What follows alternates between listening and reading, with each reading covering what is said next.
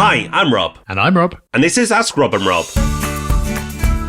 Welcome to Ask Rob and Rob. It's the show where we answer your property questions. And the show, of course, starts with you. So we like to make it really simple for you to send your questions our way. We do. Head over to propertyhub.net/ask. That's propertyhub.net/ask.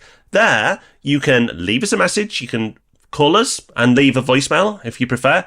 Or if you want to write in with your question, we have our wonderful column in the Sunday Times each and every Sunday in the home section. So if you want to get your question in that way, you can as well. Luckily, lots of you continue to get your questions in.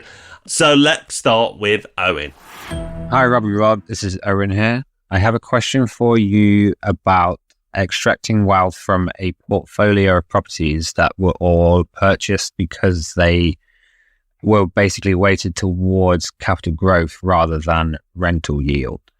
So I understand the fact that capital growth is going to generate way more wealth in the long run than a high rental yield with minimal capital growth. But later on in life, when you actually want to make use of that higher growth and all of that capital that's built up, how are you best going to extract that wealth? Am I just getting this wrong from the start? And if that's your end goal, should you just be accumulating high rental yield properties? Or is there something that I don't really know yet, strategy-wise, of what you can do at that point? Maybe it's something like reallocating your portfolio to some properties that generate more high rental yield. Maybe it's selling some off and just living off interest, maybe. Or maybe I've got it wrong from the start. So yeah, maybe some advice and some tactics or strategies over what to do at that point, or confirm whether or not I've just got this wrong from the start. Thank you very much. Owen, thank you for your question. This is really interesting. And I think actually this is a podcast in itself, and we will absolutely cover this again in the not too distant future. But you can do it the simple way, right? The simple and obvious way that most people listening to this will think of is, if you've built a portfolio, then sell one if you want to extract some of the wealth. The problem with that is then the money that that property has been earning disappears. So you can reinvest some, and that can be in property or other asset classes and earn a yield that way, and then just use some of the wealth that you've extracted. So that is kind of the basic and obvious one. The more interesting one, and something that we used to talk about a lot and we'll absolutely look at again in the future on the podcast, is leveraging your wealth or borrowing your wealth. Now, this is a tactic of the wealthy and the rich, and what they will do is rather than sell and get hit with the tax burden and all the hassle, they'll just leverage.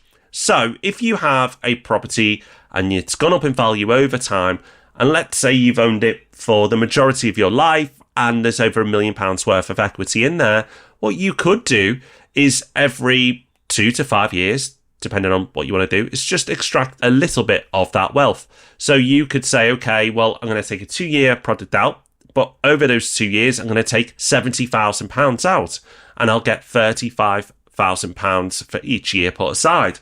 Well, why is that attractive? Well, it's attractive for a few reasons. One, you've obviously retained the property. The increase in mortgage should be offset by the rental portfolio, but that money you're extracting is tax-free because it's debt. You are taking out debt.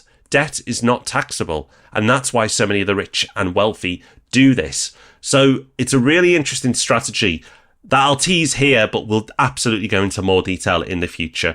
So, Owen, hopefully that's a little taster of what you could do. And if you're not immediately selling your properties, then I'm sure you can be patient enough for us to bring that episode out, but it'll be a good one. Yes, it will. As is this next question from James.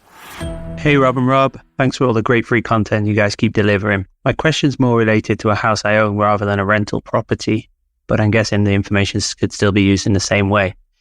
Is there a way you can ask your mortgage company to do a full revaluation of the property so you're able to take into account any work you've done to the property to make it more valuable, such as improved access to the gardens or extensions? Thanks for any information you can give me on this, and keep up the good work. James, thank you for your question. And the answer is yes. If you have added value genuinely to a property that you own, or the market's done you a favour and it's now worth more than it was, then you can potentially realise the benefit of that by borrowing more against the property. So one way you could do this is a further advance. So that basically means you stay on the mortgage deal that you're currently on, but you just agree with your lender that they will give you more money on the same terms. Or alternatively, if you're coming to the end of a fixed term or you're in a variable term already, then you can refinance and effectively start a whole new mortgage, either with the same lender or a different lender. For any of these, as part of the process, there will need to be another valuation. So the lender will need to send someone around to assess what the property is worth. And that is where you need to start considering a couple of different things.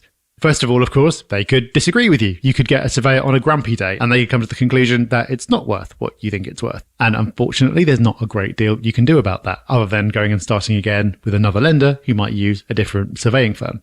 But also they'll be looking at more than just the value. So in the case of an investment property, if you're going to be borrowing more against the property, then it will still need to pass the rental stress test based on that new borrowing. So in other words, not only is it within the loan to value cap, but is the property generating enough rent to support that higher borrowing? In the case of your own home, that'll be assessed against your own personal income. So if you borrow more, of course, your repayments are going to go up. So they will need to reassess your personal circumstances and be satisfied that you can service those mortgage payments even after that additional borrowing is in place. So there are some hurdles. It's not guaranteed. And there are some different methods of going about it. So as we often say when talking about mortgages, my starting point for this would be to speak to your mortgage broker. They'll be able to look at the different options available to you, have some ideas about which is going to be the best, and also guide you through the process and make it more likely that you're going to get the resolution that you want. So James, thank you for the question. Hope that helps. I also hope it helps you to know that we are back next Tuesday with Ask Rob and Rob. And on Thursday, the Property Podcast will be out. And on Sunday, you can find us in the home section of the Sunday Times answering your questions there. So until those wonderful momentous events take place, take care, have fun. Bye-bye. Bye-bye.